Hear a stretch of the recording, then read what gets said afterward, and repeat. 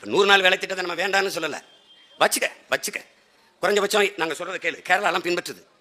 நாங்கள் ஒரு வேளாண்குடி, நாங்கள் 10 ஏக்கர் நெல் போட்டிருக்கோம், அதுக்கு ஆள் தேவைப்படுது.